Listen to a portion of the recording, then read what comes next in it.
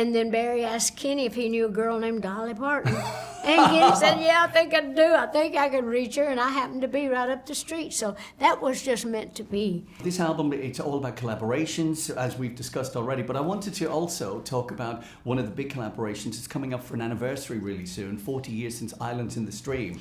Now, this is a song that's still huge with our audience. We still play it today with Kenny. Obviously.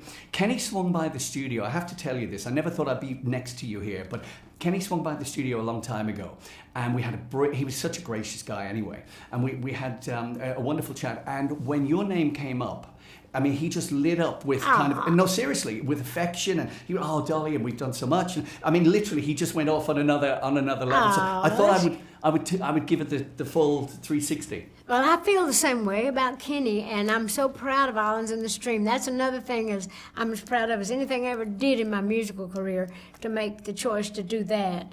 And Barry Gibb, of course, there you go again. You know, there's people on this end of the world, you know, contributing to the music like they do. But I was happy to be part of that. I can't believe it's been 40 years, and I miss Kenny every day because we had a great, great relationship. Well, that obviously just came through, you know, like a natural thing. What was it like, though? I mean, as an artist, I mean, you're so in control of your own work. I mean, all the music you've written over the years. But sometimes when you're put together or thrown together in a recording studio with the likes of Barry Gibb and with Kenny, do you find that easier or harder, to almost compromise, or how does it work for you?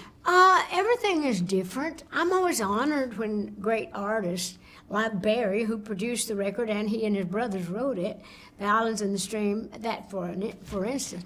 And then Kenny, for them to even think of me, to say Dolly's voice, it's like Barry said, they said they tried to find the right people, they didn't know what they was going to do with the song, almost dumped it. And then Barry asked Kenny if he knew a girl named Dolly Parton. And Kenny said, yeah, I think I do. I think I can reach her. And I happened to be right up the street. So that was just meant to be. Yeah. And so I went down, and within 2 or 3 hours, we had that whole record done.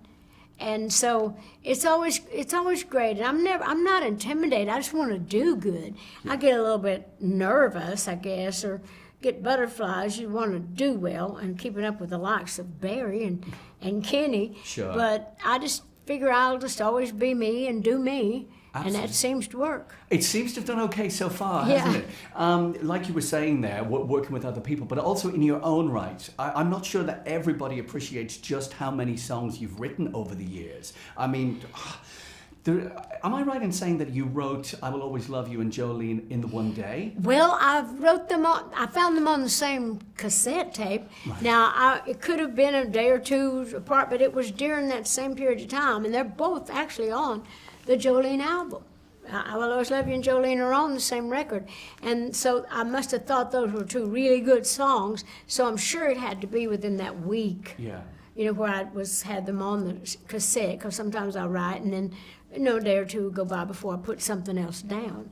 But yeah, they were written within the same period of time. That was a pretty inspired little while, wasn't it? I thought of that too. I thought of that. I thought, wow, that's... If you could bottle that time, and then use it whenever. I mean, seriously, that's something else.